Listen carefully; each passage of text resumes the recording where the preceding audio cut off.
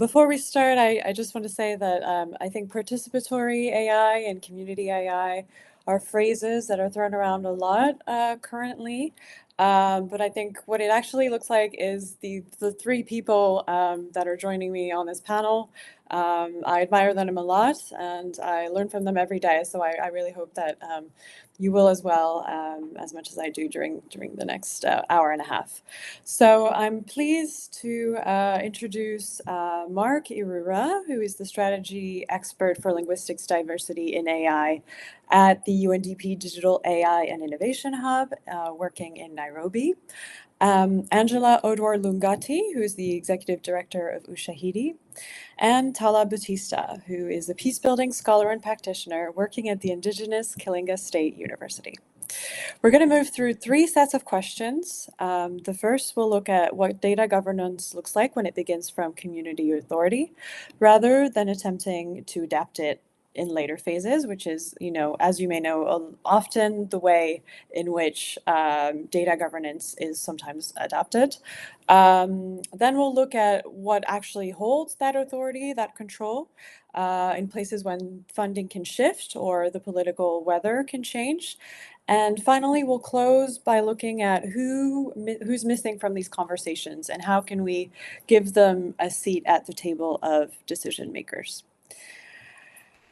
So I think I'll start with Angela because I think this question is a good introduction question. So Angela, Ushahidi, your organization has been collecting and circulating community-generated information for nearly 2 decades across elections, crises, and movements.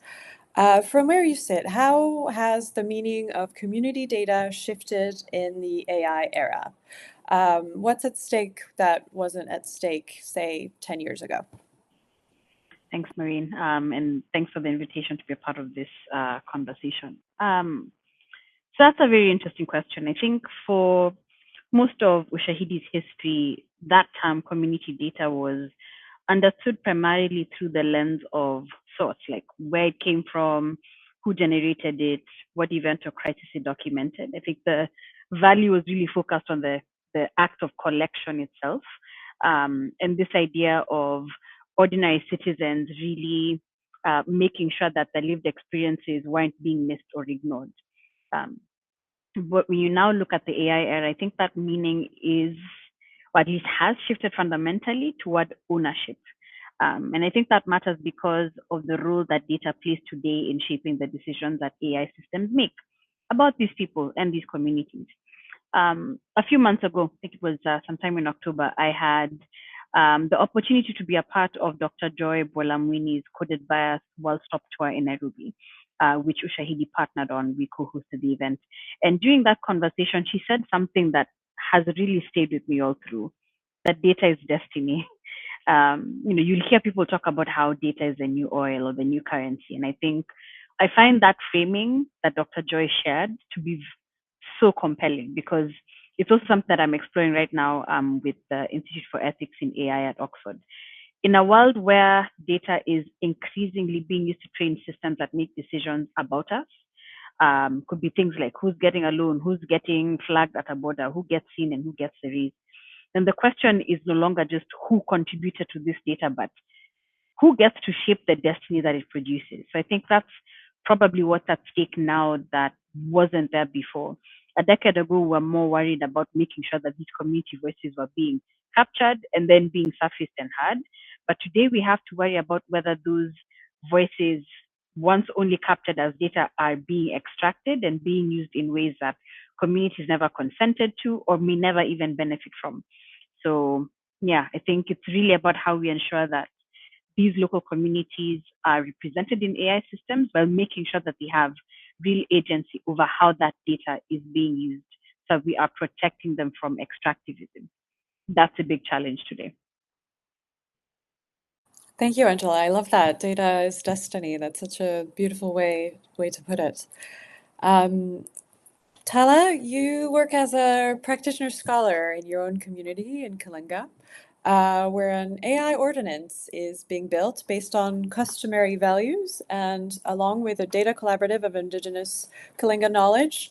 Can you maybe tell us a little bit more about what kind of prompted that, and also describe what data governance looks like when it begins from an indigenous authority rather than being adapted afterwards? Thank you so much, Marine. And I also say that I also learned a lot from you. And Katerina, who's also from NYU Prep when you came to the Philippines. Well, the first question, what prompted it was that because I work in a university and we keep on hearing on how students are using AI in their academic work. But honestly, a lot of us do not know what is AI, like how is AI being used, like what what really are the applications of AI. And that was what prompted us to work with NYU Prep because we have this question on AI, but we don't really know much about it. And so what I appreciated was that we built a partnership with NYU Prep. And so going to the second question, how does it look like? Starting from the partnership, we built it together. Like we built the project objective, we built the project mission together. And but then when NYU Prep came here to Kalinga, there were still a lot of changes. Like there was still a lot of pivoting because of the need on the ground, right? And so while we are doing this research on first like how just a connected research on like what is the digital literacy here in Kalinga, and that was brought into the conversation with NYU Prep. And so how does it look like? I would just like to share a story when Marine and Katerina, also from NYU Prep, were sharing to the elders the environmental cost of AI. There was this pause because I was doing the documentation. There was this pause, and it's very that pause was um I felt that it was so pregnant because the elders are so active and they're really engaging with it. And then suddenly there was this pause. And then someone said, so we shouldn't use AI at all? And I think that pause says so much about the values of Kalinga people. It talks about the value of not using something if it is harmful to other people and to creation. And we call that nilin. And so in the provincial AI policy that is being formed, it's deeply grounded in the Kalinga indigenous values. It's just to summarize the Paniyaw, Ngilin, Bain, and Atom. So Paniyaw are values that govern people's relationship with the spiritual world. Ngilin are values that govern our relationship with ourselves and with creation. Bain are values that govern our relationship with others. And then Atom, it's loosely translated to like temperance or self-restraint, which means you don't use something even though it's there if it is harmful. And all throughout the policy, those indigenous values are woven. So one example would be like very intentionally putting in measures that people are educated on the costs of AI, not just on the benefits, and having annual events to at least offset the cost of us using AI, and also really encouraging people to use AI ethically and responsibly. And it says, and it really, because we put so much importance on the harmonious relationship, not just to ourselves, but to creation, to others, and to the spiritual world. And so I think that's how it looks like when it comes from the ground. The policy mirrors the worldviews and the value of the people. Thank you. That's beautiful as well. I like that policy mirroring the values of the people, and yeah, wonderful. Mark, you've worked across a wide range of digital implementation partners, from governments to donors to the private sector. Now you're with UNDP. From that vantage point and from all the different stakeholders that you've worked with, what does community governance over data look like? What does it look like when it's working, and what are the markers that show you that it's real? Thanks, Maureen, and also again, thank you for the invite to this panel.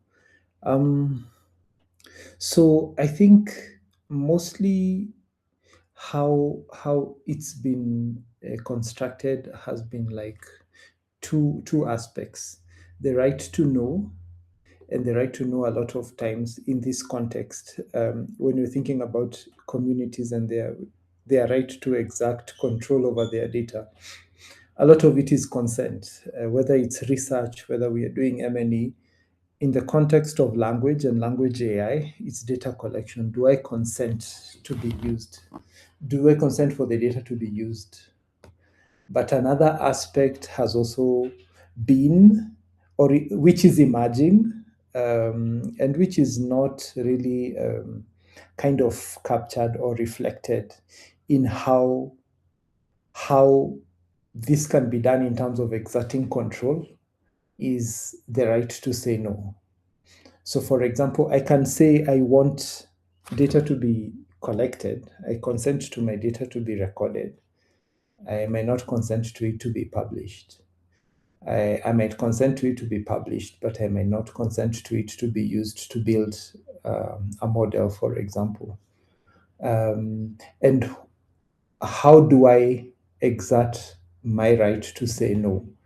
So going back to your question and to how communities speak to this issue, I think a lot of times their right to say no is still work in progress. We are not there yet, I would say, even in the work that we're doing in like building corpora that can be used to kind of either preserve culture, but mostly a lot of times all of this is ending up in model development.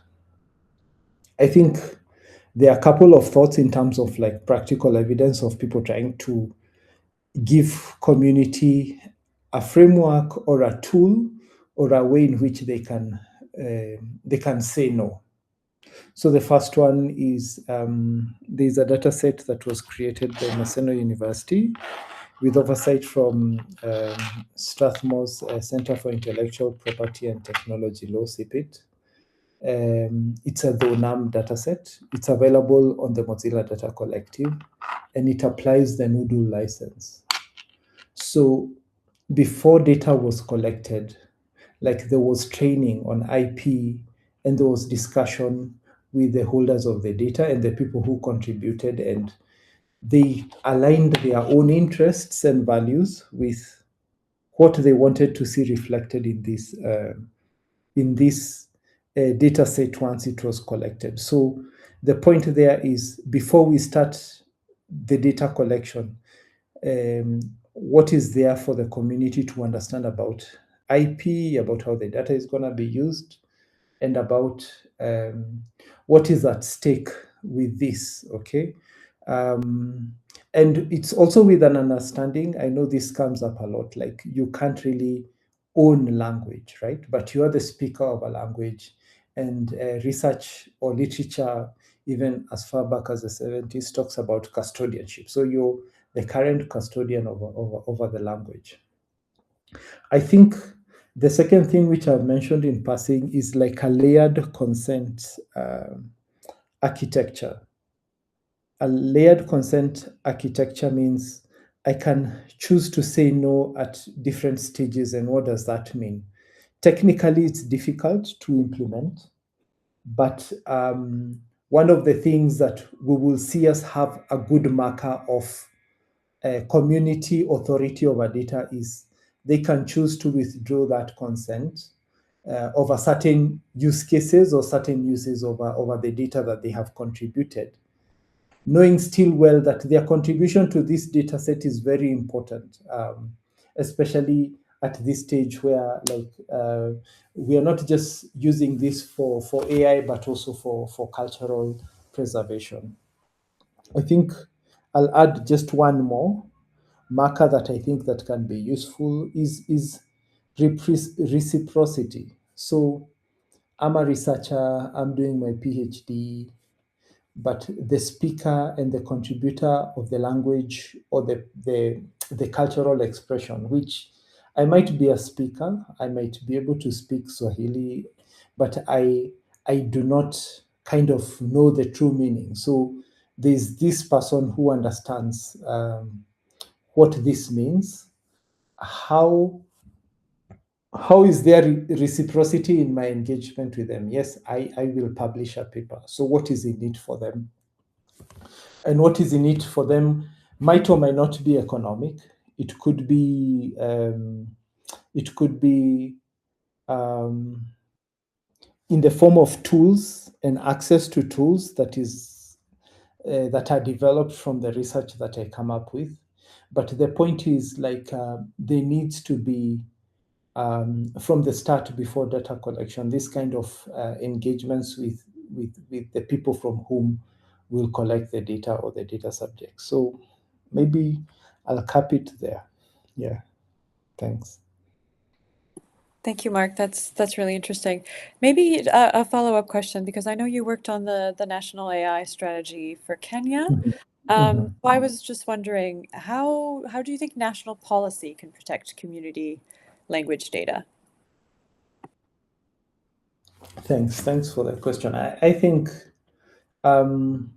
so the strategy itself is an articulation of what we want to see. And so in a strategy, you will see a KPI. You will see we want to do this, and we want to develop this policy and articulate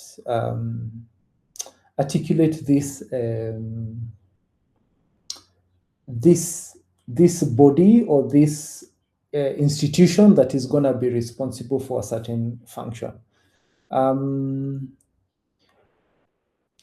speak about the language space mostly because I think that's where I've worked the most, but also where some of these issues might be the thorniest. I think other instruments need to come after the strategy, because the strategy is just a vision. We've done some work to kind of propose a framework for a language corpus. What does this mean? This kind of means we have almost 68 languages in Kenya. Most of them have a form of representation because, like, people speak them, but they are not digitally represented. So specifically to answer your question, I think we have, like in Kenya, we have a law, it's called the Kenya Culture Preservation Act of 2016 that has these things in law. In other words, there is a law, but how do we enforce it and how do we comply with it? The custodian of that law is the Kenya Copyright Board. So we find there are already laws, there are already instruments that can be used to sanction people who take artifacts or expressions and use them. They can be prosecuted in court, right? But in this particular case, with now our 68 languages, the gap there also is, how can this work be kept sustainable?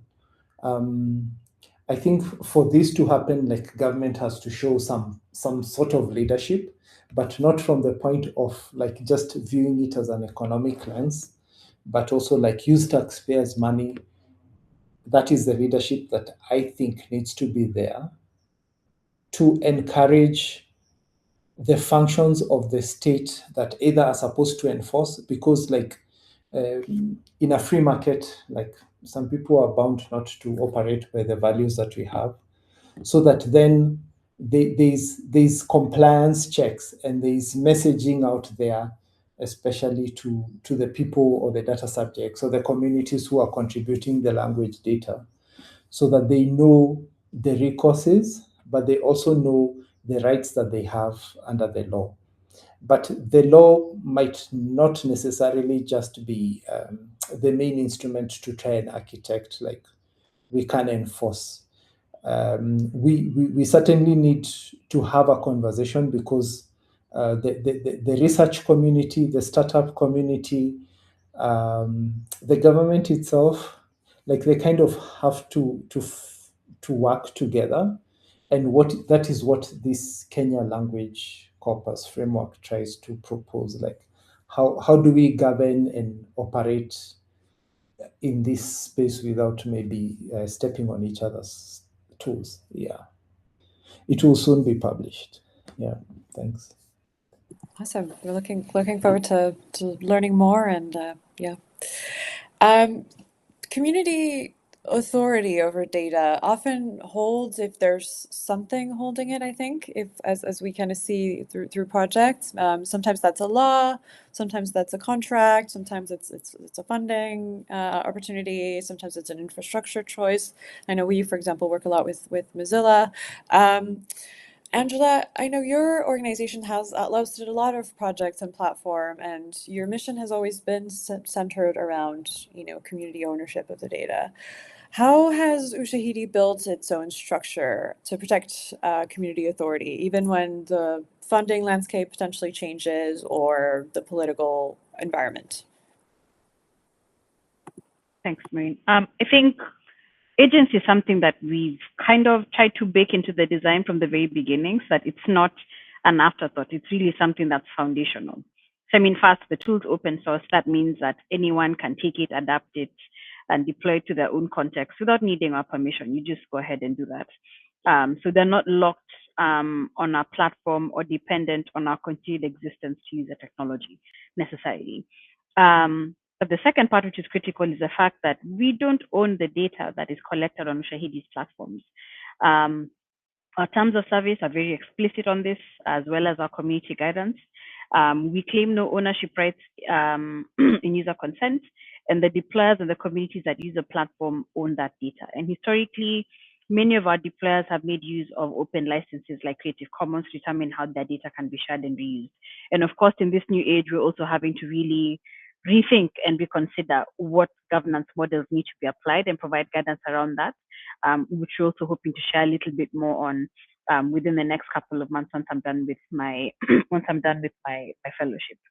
I think, and again, going back to this point around it being something that we kind of baked in by design from the very beginning, it's a principle that we have stood by and continue to try and stand by, so that we, it's also shaping how we're thinking about leveraging AI in ethical and responsible ways. So I think with that in mind, it makes it not easy, but it provides like a North Star and a guiding point. When the funding landscape shifts or the political weather changes, which it always does, there's things that you've already kind of committed to that then protects that authority structure. And so that it's really authority rather than goodwill. It's something that's kind of really baked in. So this idea of open source community data ownership and open licensing are structural commitments baked into how you deploy the software and how it's used. And it makes that much harder to walk back on than a promise. So we continue to try to bake that into the design as the ecosystem shifts.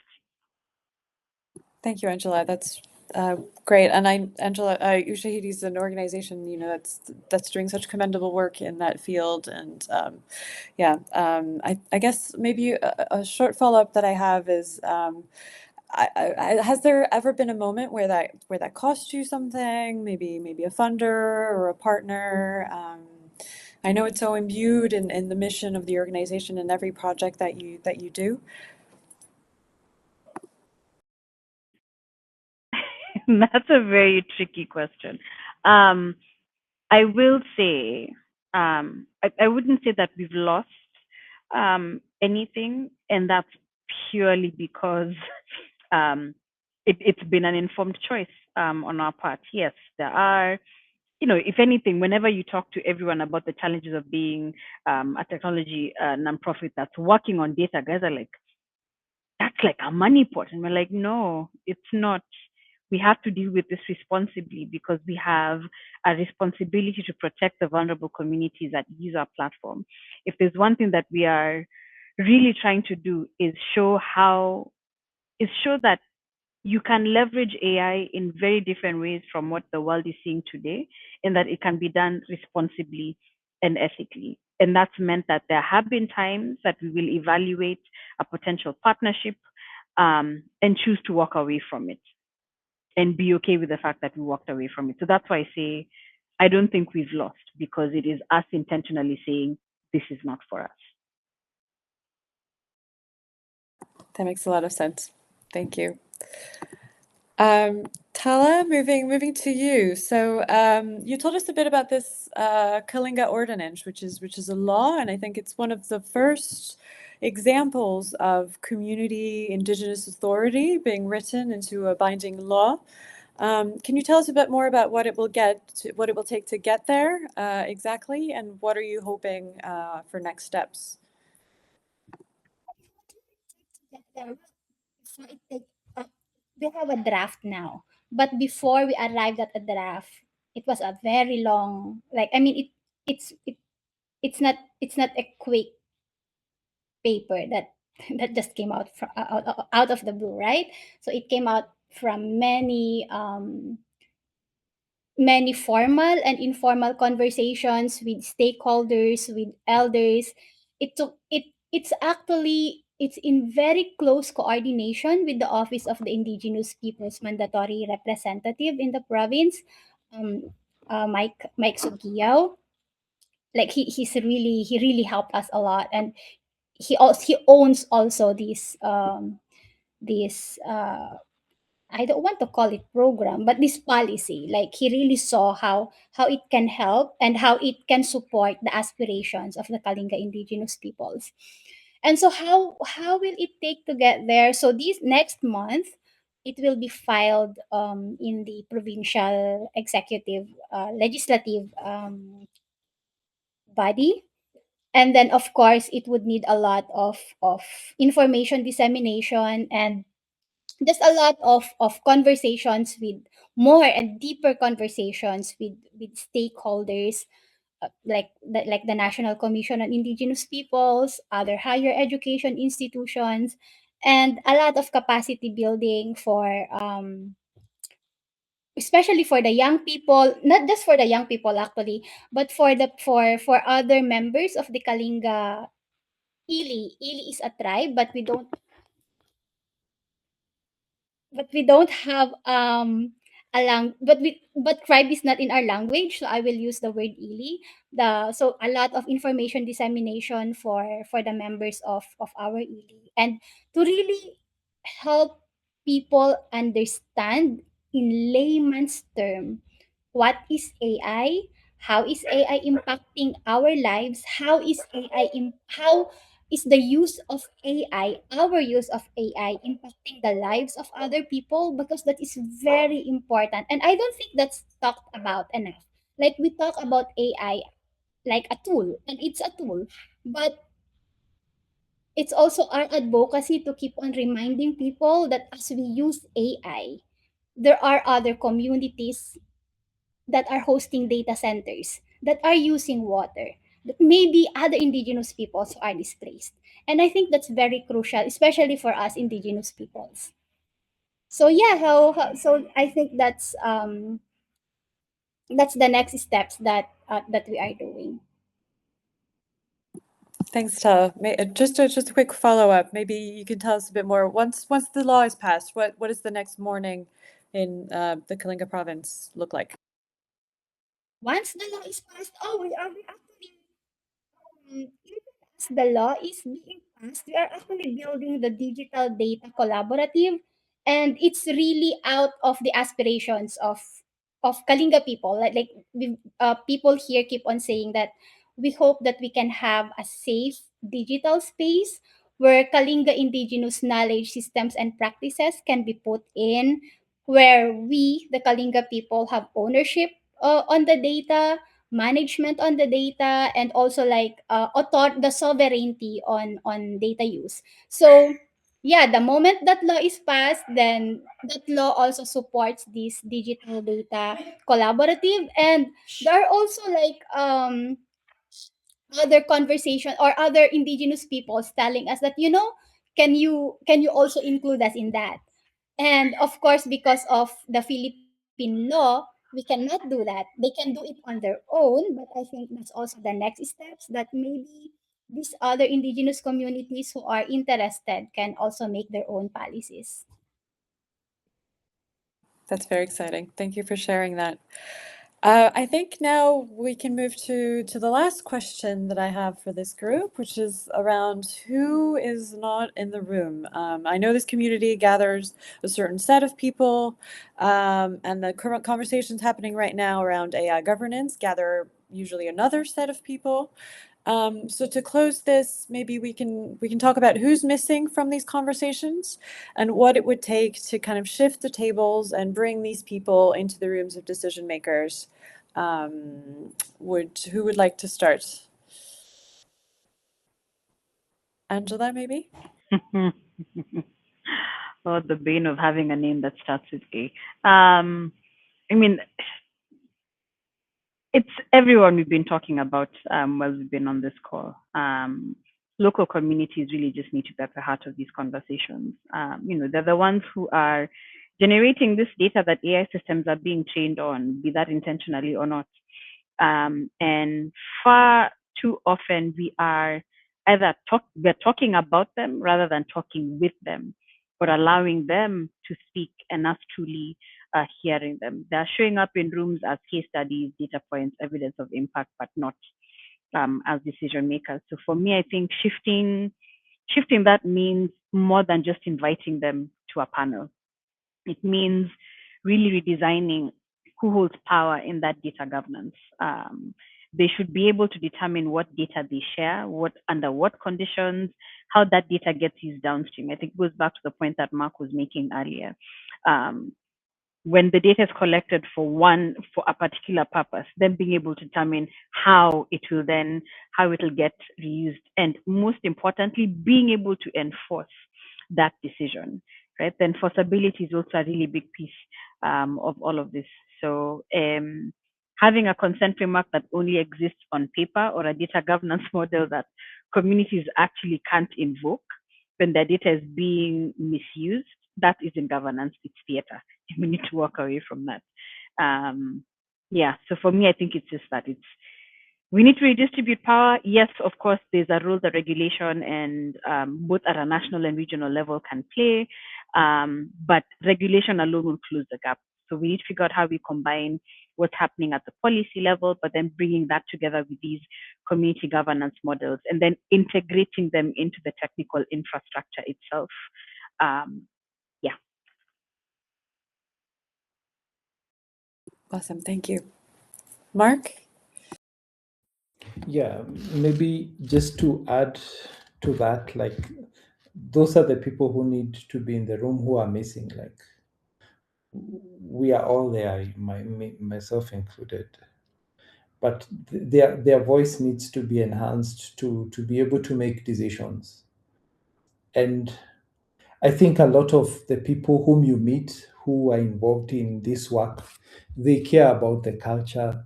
They care that language speakers are disappearing or culture is getting lost. So they have real care. I don't even think there's a capacity and capability to be built there. And I think they are also already championing a lot of this in the communities. I think Angela talked about redistribution of power. Like I think that needs to be done practically, not like in a, I need a research permit, I go and pay $10 for it, and I go and somehow I will adhere to research and ethics. I think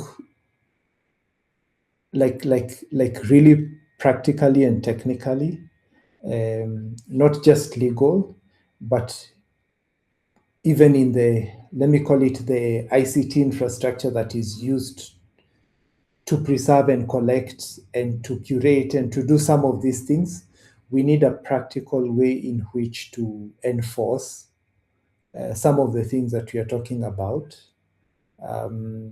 Because the reason we are having this discussion is like things have not gone the way they are supposed to go. And you know, of course, capitalism takes over. And it's not necessarily a bad thing, because like this work needs to be sustainable, but at the same time, like the big issue is that it's extractive. So I think practical power needs to go to them.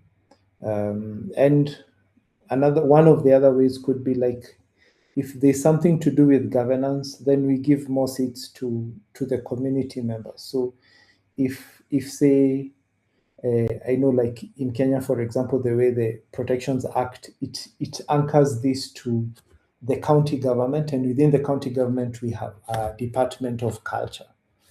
So the people who make decisions there ought to be champions who are recruited from the community, so that they can make particular decisions because they are elders, or they have been closely linked with events or activities, and they can be able to authoritatively articulate what community members would want to see happen. And this, my question is, it doesn't just have to be articulated within the framing of AI. We think about AI, yes, and the models, yes, but I think also it goes beyond. Yeah, thanks. Thank you. Yeah, I completely agree with you that it goes beyond AI, and that we should be thinking about it beyond that framing as well. Tala, would you like to conclude? Further beyond like who should be invited, because you see, I remember when I was younger in the peace building field, I was invited to spaces to talk and to contribute, but I don't know the language. I cannot understand the language. And because of that, I wasn't confident enough to speak. And it took years before I can be confident in advocating for our stories. And so I tie that back to this discussion. It's not enough to just invite people, but to ensure that people understand the language being used, understand what is being talked about, so that they can be confident in advocating for themselves. Or else they will just be quiet in that room and their attendance will just be taken and say, they're represented. But honestly, they are just like token representation. Were they able to advocate for themselves? And so one example that like one current like one thing that we put into the policy that that's being pushed is that in the free, prior, and informed consent for all projects, research, or any projects that's being done in Kalinga territories, there has to be an intentional section on AI. Like, what is AI? How is AI going to be used in that project? What will happen to the data? Will the data be put into AI tools? Like, who will own that data after? Like, all these things, so that the people who gives their consent will truly know what they are consenting to. Because right now, the free, prior, and informed consent was done before the era of AI. So it wasn't. So when we are talking about consent, the consent was the giving of that data, but it did not include what will happen, or how will the data be used in AI. So I think that's what I would like to push for, not just adding more bodies into the room, but making sure that these bodies are confident enough to advocate for themselves because they understand what's being talked about.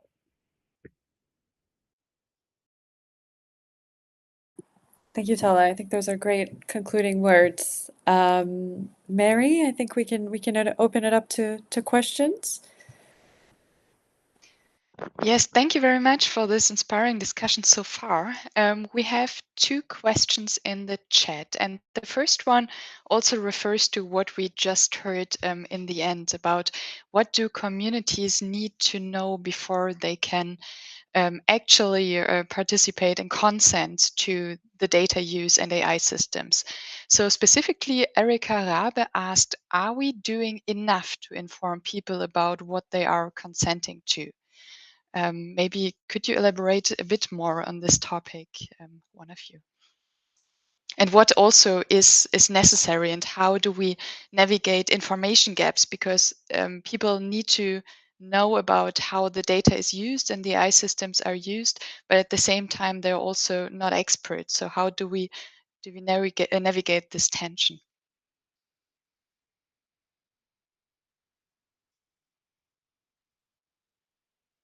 I mean, the short answer is no. At least when you were reading out the question and you said, "Are we doing enough?" The big question in my mind is, who is we, and whose responsibility is it?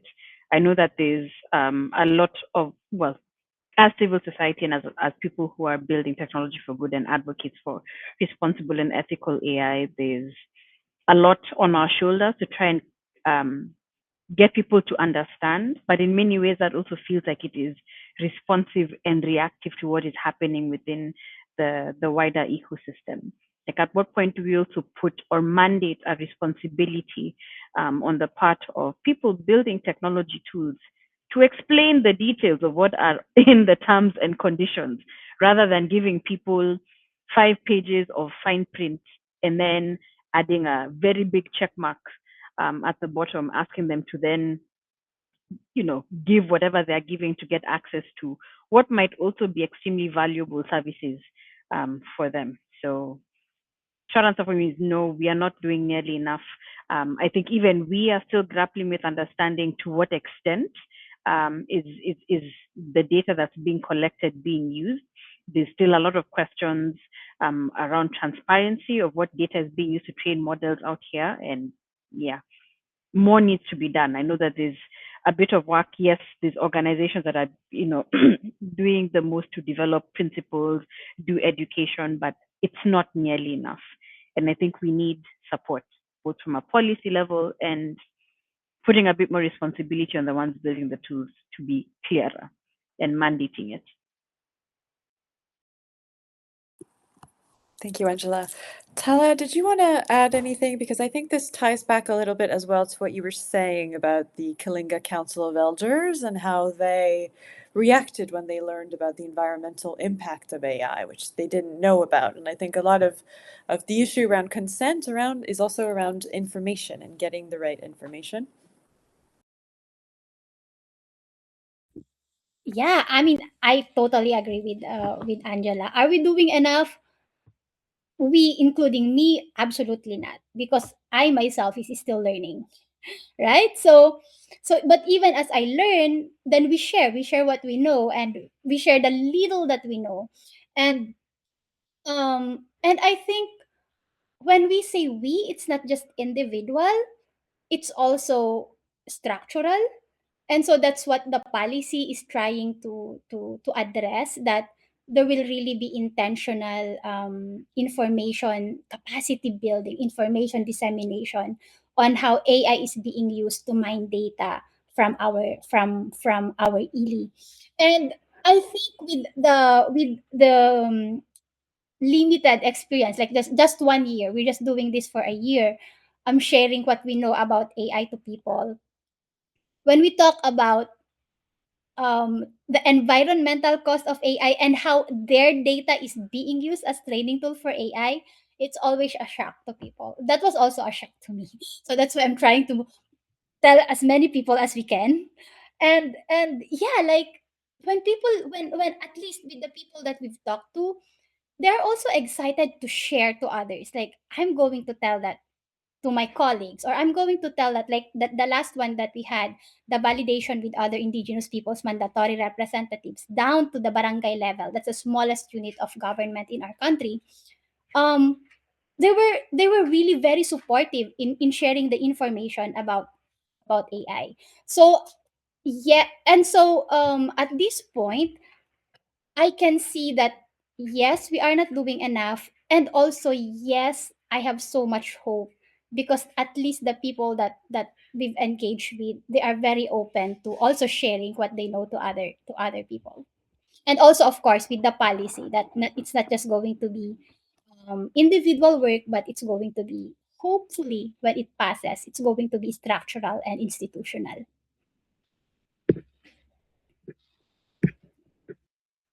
Okay, great. Thank you very much. I would like to follow up on that, Tala, because you brought in the environmental cost that you also started this conversation with.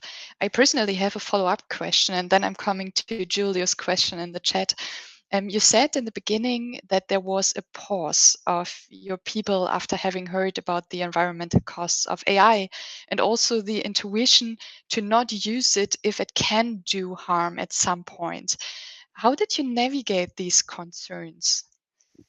It was actually Marine and Katerina who navigated that conversation. I was the documenter. But there was they had a session on the ethical and responsible use of AI. Like when does using AI outweigh the cons of not using AI? So when will you use AI? Like if the benefit is to a larger group of people, right? And of course you don't use AI. I'll just copy what I think Katerina said in making cat fly or something. So if it's just for something that's not really going to help your people, your community, your the whole world, then don't use AI. Or maybe like for example, the things that you can do without AI, like creating a letter or making your plans. You've been doing that. So don't use AI. So, so yeah, so it's just really weighing the pros and cons.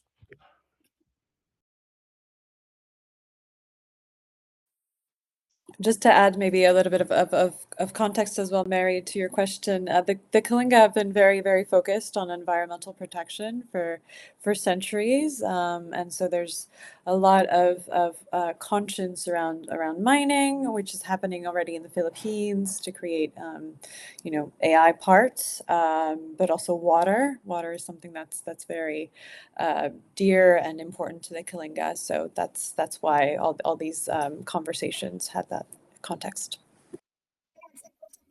Like because remember we have this value on like bain, our relationship with others. And so I think a lot of people were shocked when the example that was shared with them was that, as we are using AI, a village somewhere, the water of a village somewhere is being used.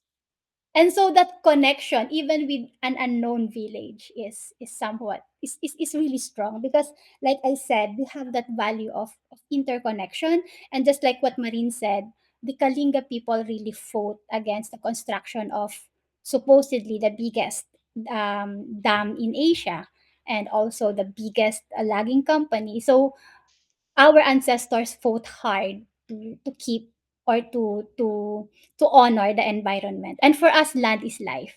And so that's really a huge aspect of conversations in AI on how it is impacting other people's land and water. Yes, thank you so much for giving us insight into that. So, Julius Endert has another question, and I also want to encourage the audience to, if you have any questions to this great panel, now's the time to drop them. So, Julius asks, what does data governance mean in the context of media? Should media have own data governance systems in place in context with AI? And also, should, for example, AI systems be prevented or have be prevented from scraping media data without consent?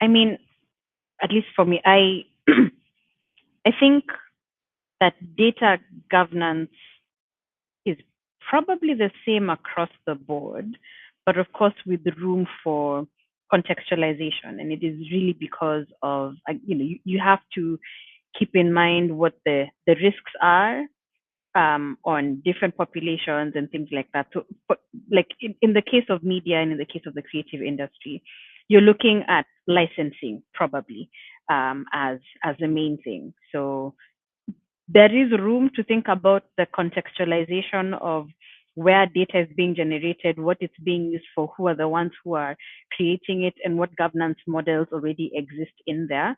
But at the core of it, it is the same. It is around determining how is the data that has been put in there for that original purpose getting reused, who gets access to it, what value is being brought back, and giving the people who created it agency in being able to determine that. Whether they should have their own governance systems, I think there is room for some basic things to kind of be the same. Like the questions we're asking will likely be the same across the board. Who's creating the data? How is it getting reused? Who gets access to it if it's getting reused, and for what terms, and what value comes back?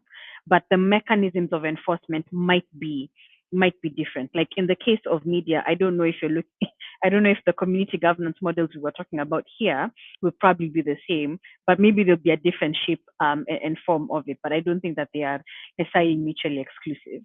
Now, on this question on whether we should allow AI systems to scrape media without consent, that one is a tricky one, because it also depends, again, if you're to look at it from a very pure legal perspective, which is probably what these AI companies have been doing, things that are determined to be public domain or things that are of public interest are fair game. But then you also have to look at the ethical side of things, which is what were the terms under which that data was then being put out openly for public interest, and what does public interest look like in this case. So I do think that we need to rethink, and I think that the wider knowledge ecosystem is taking a step back and thinking about what does it mean to share in this new age? What do we want AI systems to have access to? I don't know that there's a very clear answer. There are some who are on the spectrum of let the robots read, and there are others who are like, okay, we understand the value of facilitating open knowledge and open sharing to train AI systems, but we also have to have some guardrails. Maybe I could come in and add like just a very technical addition to that point. So when we talk about data from the media,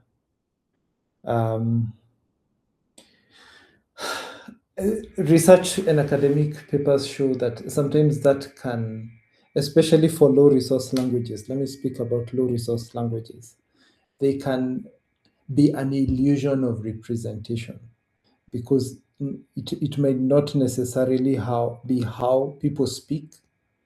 I could give an example, right? So for Swahili spoken throughout the region, there's a lot of Kiswahili text, but if I look, let me say the government of Tanzania, Kenya, and Rwanda, and I'm using government specifically, I've not found like a use case that is using Swahili.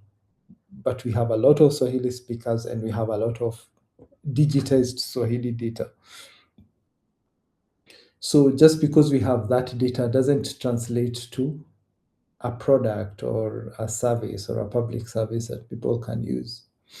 So the issue of representation of the media data, or data that can be used to train a model from these sources, it is invaluable. It is a resource. Like I was speaking to the Kenya Broadcasting Corporation, and they say they broadcast in 21 languages, which is incredible, because if you think about Kenya and broadcasting, you'd just think about some vernacular stations that we have, some community radio stations that we have, but they have this ability, and this is invaluable. But at the same time, to get that to a place where it can be a data pipeline for AI requires like a lot of work, a lot of expertise, a lot of collaborations and partnerships, because if you're to raise money to pay all these people to do this work, it might not be possible. But I thought I add that within the context of just thinking about, yes, we have this data, and sometimes it's seen as like, okay, we'll just get it and we'll move on. But for a lot of projects, that's not happening. Thank you.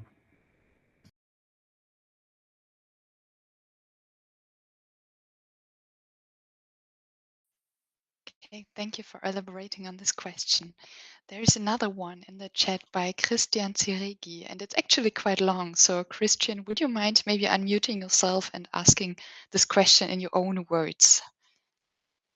Thank you very much, Marie, and thank you so much for the brilliant presentations. It was very enlightening for me. And well, there's just two questions that I had, and I wanted to thank Tala, Mark, and Angela for their remarks, which were very, very much enriching. One has to do with how do we translate what we are talking about into some form of equitable business model, where actually communities in the global south can start benefiting, because we know beyond all normative appeals that we can have around this data governance conversation, it's built on capitalism and capitalism models.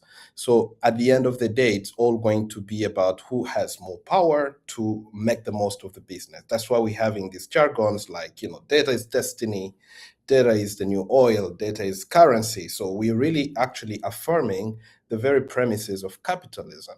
So, and from record and history, we know that capitalism does not just dismantle itself because we have good appeals from the global majority communities. That's why, if we can extrapolate a little bit, when you're looking at other sectors like the legal sector, the international human rights sector, everything is collapsing because the powers or the levers that are driving capitalism forces now, particularly in the data industry, are very much suppressing. It's the winner gets all. It's a zero-sum game. So I'm just wondering what our speakers have to say to that. If there are also any best cases or practical examples from where you are of how this can happen, so that at least at the end of the day, there is some dividends to marginalized communities from the data governance industry. Thank you. Mark, I feel like the noodle licensing model that you were talking about might be a good illustration. Would you like to take that one? Yeah. So Noodle gives community power in this way. It says, first of all, if this data is going to be used for research and advancing some work within the context of the global south, you can access. But unfortunately, if you're from the global north, you have to come and interact with the community a little bit more. And there has to be some form of benefit that is articulated. And to just break it down, maybe very loosely, but simply is a contract, right? It's a contract. I would just put it the same way, like I could have a contract with you, and this is what you can do and cannot do. So that is one of the things that is there in Noodle explicitly. And what it does is it kind of tackles or challenges the thinking around the paradox of open. And by that I mean, like, the people in this place where we are being open, all of us, we are very open. The people who might benefit more are the people who are the least open in that infrastructure. And sometimes it's even us as researchers or as development agencies or whoever we are, but we expect the community to be very, very open. So that is what is articulated. Noodle has been applied on a data set maybe 4-5 months back, if I'm not wrong. And it is one of the solutions. It is not the only solution, but we have to support like such work or such applications so that we can find a way in which to articulate this maybe it's even like, okay, I'm not a legal person, but like it's almost like a social contract. Like, let's behave ourselves. You asked a question also like about business models. And yes, you're right. Like the person who pays for this, who pays for the infrastructure, if you're talking about sovereignty, is the one who will own it. So we have to start to pay for this. And one of the things that maybe the Kenya Language Corpus Framework has proposed is to think about a data cooperative, the same way we have a cooperative model in table banking. It's common in many regions in the global south, and we all benefit, we all contribute, but we hold maybe a meeting every year and decide like, okay, this is how the dividends will be like, this is who we will elect to represent us, and so forth. Maybe something like that is required for us to control our infrastructure, because we are the one putting in the money in. Sometimes also, if it's controlled just by government, government can make decisions, or government can change, or political will could change. So that is something else that could maybe help. And I think also in passing, like Kenya is working on a data governance strategy policy at the moment. And one of the things that is also important is like, okay, could there be an articulation of a data market? In other jurisdictions, this exists because, yes, if there is fair value for some of the data that you have, yes, you can absolutely put it up in the market to sell, and the community can benefit. It may not benefit in terms of 1 shilling every person, but it could be like some sort of public benefit is created, as long as the power and the decision is made by the people who contributed that data. So some work needs to be done there. I think Noodle is one way in which such benefit is beginning to be articulated practically. Thanks. Maybe I can just plus one or plus 1,000 what Mark said. There's also a few key things that I want to try and also pick out. One, it's something that Mark said at the very beginning. Value might not be monetary. It is a thing that we need to be determined by the communities. And again, it just goes back to what we're trying to say. Make sure that we're giving them agency in determining what value they want to come back. They want to come back to them.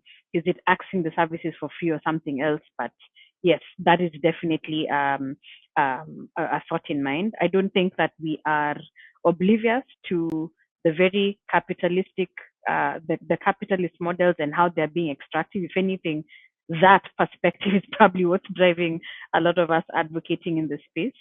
And I think the biggest signal that we've been receiving across the board is that we have to move from the normative into things that are actually enforceable. Because especially for those of us who've worked in the open movement, we worked on norms and many of us kind of aligned around them. And then we have a select few who found loopholes and took that to their own benefit. And so we're really having to rethink what norms look like and how we make sure this doesn't happen again. So I'm also just surfacing something I said in the chat, which is, I don't think this is a one size fits all kind of model, and it's not meant to be like in my mind, it's like multi-layer, multi-stakeholder. Yes, have your community governance models in there and make sure that there is, policy around it, like that can actually help to enforce it. So, yeah. And on a more philosophical level, one of the things that I think I've also struggled with is, again, it really does feel like a lot of our conversations and discussions around this are responsive and reactive to what a select few have been doing. And it's based on how they have built or how they are controlling the ecosystem. And if you're to think long game, we can actually take that power back if we go back and think about how we put resources into the hands of people who can then build truly localized solutions. So even as we deal with data governance on one side in response to how the ecosystem is progressing in this way, we should also be advocating for, okay, what resources need to go to the startups who are trying to build in ethical and responsible ways that will then align with whatever governance models we are coming up with. Let me just jump on that because I totally agree. So when during the early stages of talking about AI, what the elders and the people that we talked with actually wanted is that for the digital data archive is that the future generation can have one of the many ways that they can go back to their identity. So they wanted to use the AI tool actually so that people who will be born like years after us, they will always have one, at least there are many ways, but at least one way that they can be grounded in their identity. And that the other one is that um Kalinga people or the people, there's a lot of stereotypes around us, and some of them are negative, some of them are incomplete. And actually the people who are doing all these things wanted to correct that or wanted to add to the conversation. So they did not just want making this for this digital data archive, this AI data management for money, but it was really for future generation and for actually educating other people about us. And then as for money, in the policy, we actually I mean, it's still in the future, right? But in the policy, there's a provision for multi-tiered access that there will be data that can be open for everybody. Then there's data that can only be open for Kalinga people. Then there's data that can be open to other people outside Kalinga or to non-Kalinga people, but they have to pay a fee. And then this fee will go to the development of AI tools that are identified by Kalinga people. That will truly, like for example, probably an AI tool that will look at, um, I'm just like grabbing things out of the examples that were shared, that were needed, like an AI tool that can look at the web, you like looking for companies or for any organization and institution using Kalinga indigenous knowledge systems and practices without consent, or probably researches that are done without consent, or probably an AI tool like an AI Kalinga a chatbot that people can actually go to, and the answers are from Kalinga people, not from outside researchers. And so yeah, so I totally agree with Angela. Yes, there's a monetary value, and there are also non-monetary value in this system.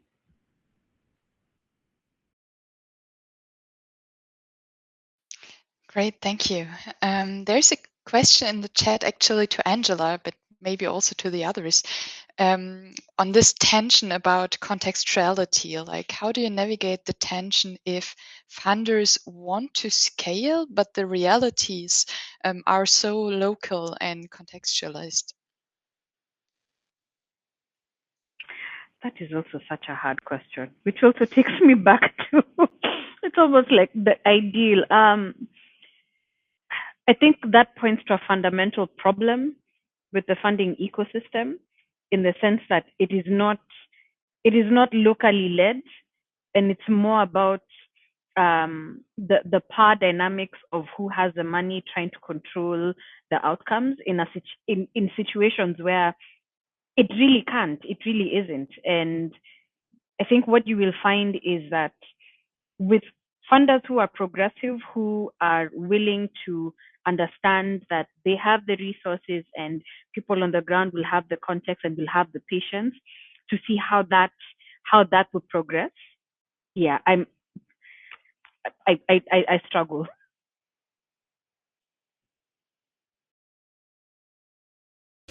So maybe I can come in and offer two thoughts.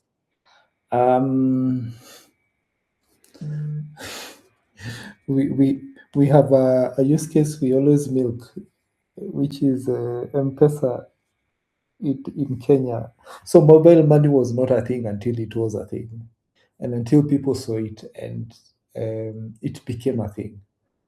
So sometimes we also look at this work that we are saying is very localized, and we are not looking for unicorns, but we are pronouncing ourselves to something that works, and the promise of some, let me say, the promise of AI in solving some of the social problems would be that it can give an accurate farmer advisory in a local language. So that is localization.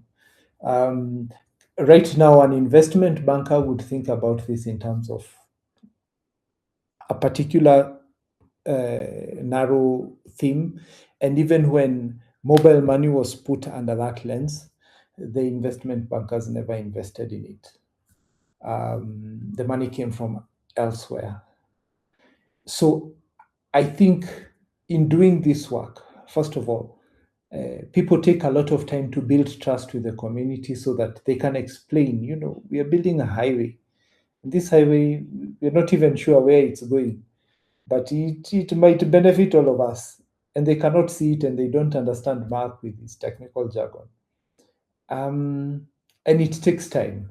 But within this time that there is funding for a particular project, like you run out of time and you have like hardly built the trust.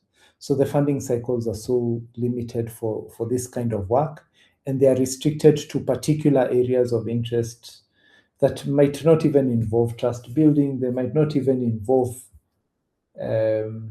scale, because if you talk about scale, it means you have to go and acquire a user and create a customer, which means you have to have a product. And is that the role of is it the role of a government person? Is it even the role of a founder to come up with a product and scale up a product? And what does that mean in terms of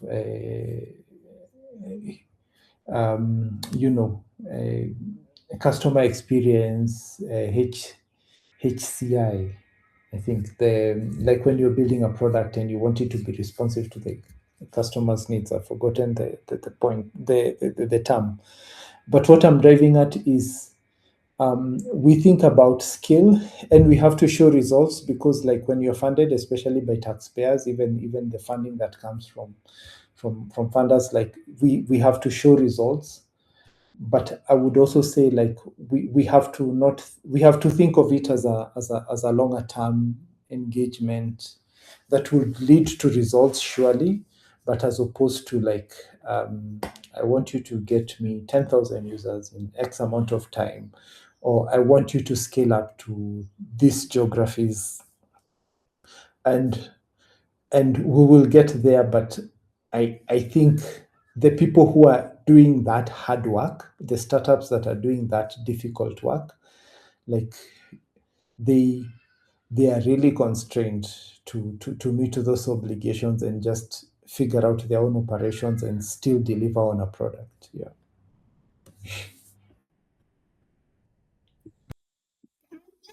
Okay, thank you for sharing your insights. Tala, sorry, you want to add on that? Because funding, that's such a big thing for me. But let me answer it from a peace builder's point of view, because before AI, like I'm doing this, even AI as a peace building worker, right?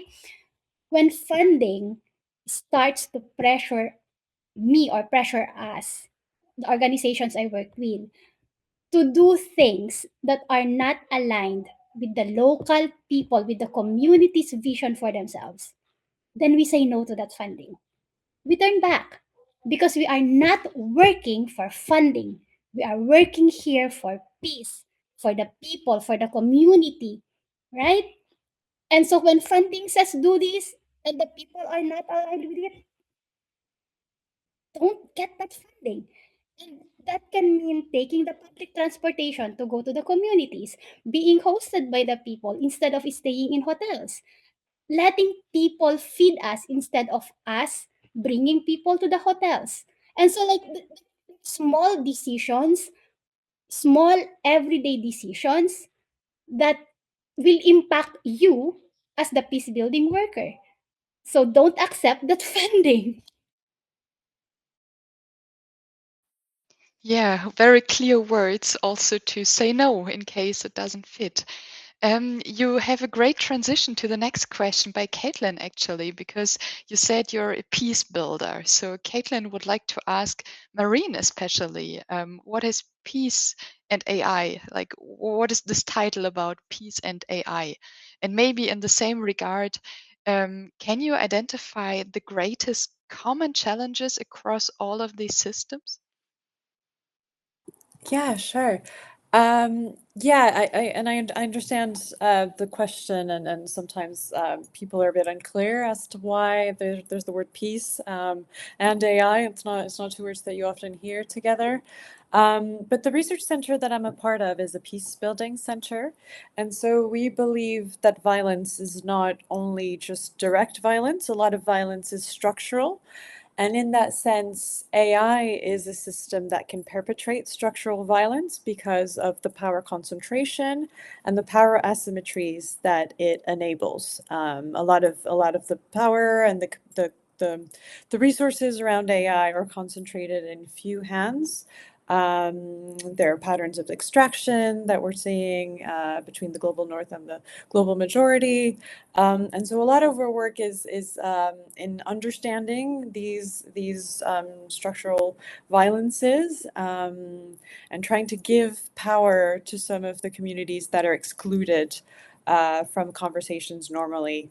And a lot of that looks like is community-controlled data ownership. So have the pleasure of working with the three wonderful people on this panel on these issues in three different countries, Malawi, Kenya, and the Philippines. And some of the issues, I think I'm in agreement with everything that's been said here. I think the big one is that community work takes time, and that doesn't necessarily fit funders' deadlines. I think we've talked about that quite at length. But it's a real thing. Community centered work is also very costly, and that's something that funders don't always necessarily understand as well. Another, I think, is more legal. I think it's challenging sometimes to bridge the gap between building a community-centered data governance framework and making that something that's tangible, that means something in regards of like national law, for example, or other official institutions. I think that's something we're kind of currently thinking about in Malawi, where we're building a data commons with a lot of different stakeholders, and a lot of people have different questions, and there are a lot of people involved in that governance process, and so there's a lot of questions around that. And I think another one is probably around architecture, technical architecture that supports community-centered data. I think we rely a lot on Mozilla. They're doing a lot of incredible work to support communities in that regard. But oftentimes, you have to build your own infrastructure. And again, that has a hefty cost. So definitely another challenge.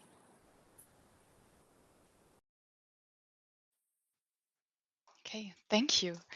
Yeah, we are closely coming to the end of this great, inspiring panel. So, but we still have some minutes left. So maybe we can close up with a question for all four of you. What are future projects or ways forward for you that you're maybe already started or started thinking about? I don't know who would like to start.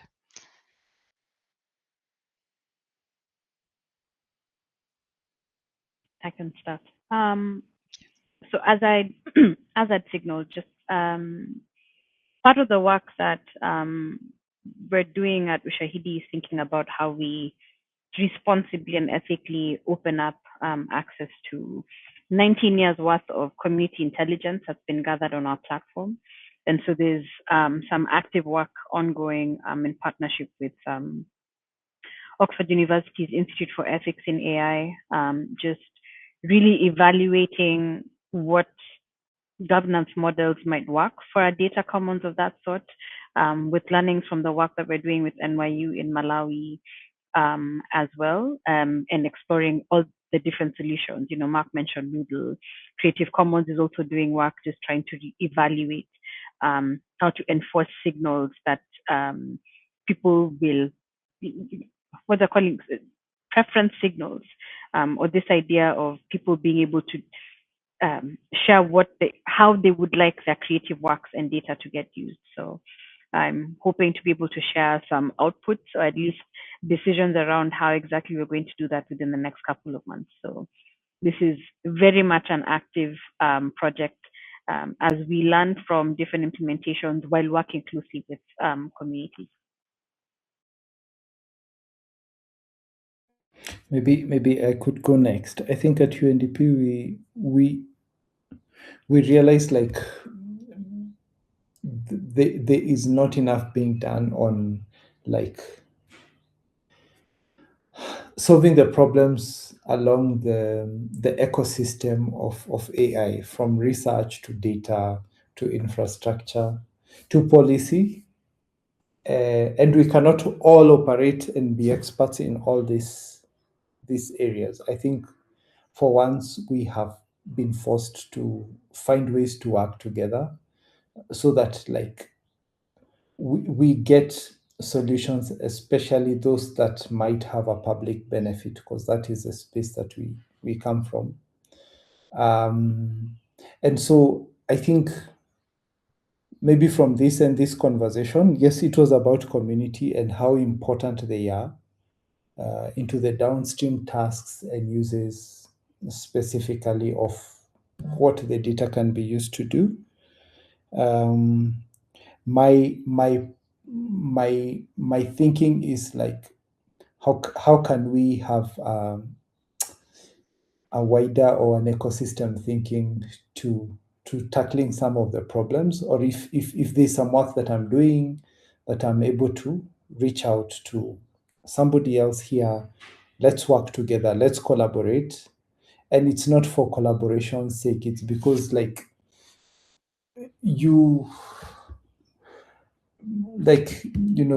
free and informed consent at the community level, you might not be able to actualize it, and you might be facing challenges in that particular area.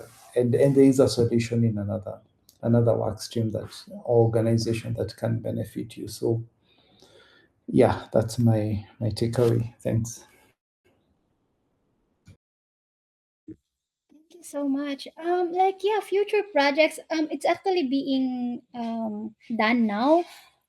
I've mentioned it before. We're slowly trying to build the digital data archive. We call it digital arang. Arang means granary, and then advocating for the provincial AI policy, and then like what I'm really looking forward to is the information dissemination, like really bringing this into the villages, like into all the Kalinga villages. And so yeah, so that's what we're looking forward to. I mean, that's the projects that are related to AI.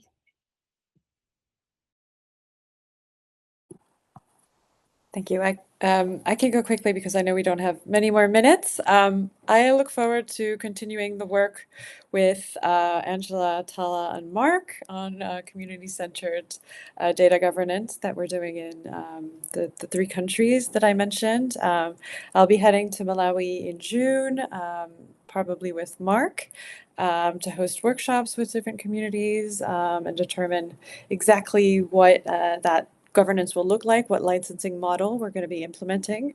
We're also continuing to support Tala and the Kalinga community on the legal ordinance and the building of their data collaborative.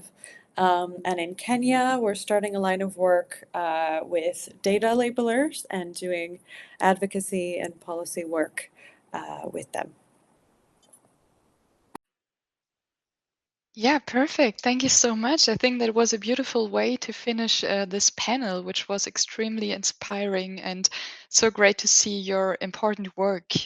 Thank you for sharing your perspectives. You also talked about dissemination. So if ever you have disseminated something that you would like to share with the AI and equality community, which is a huge community with interested people, feel free to also share it on the platform that you just registered to.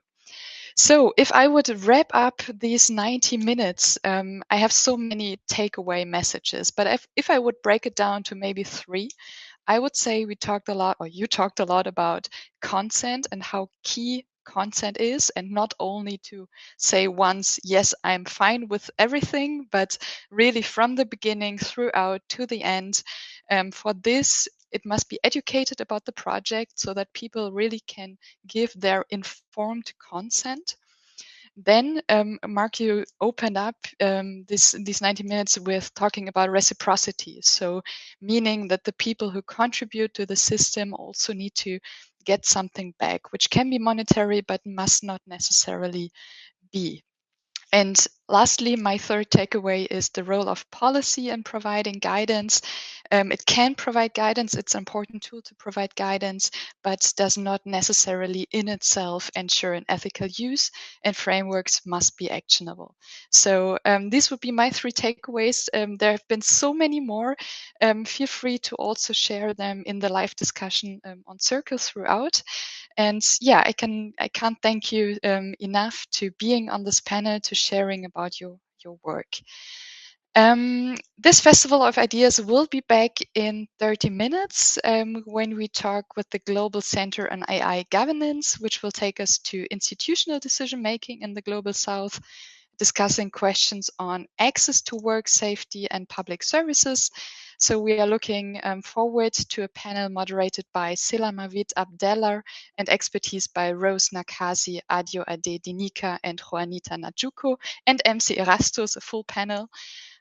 So yeah, thank you very much again, and hopefully you can also join us on the next panel. Thank you very much.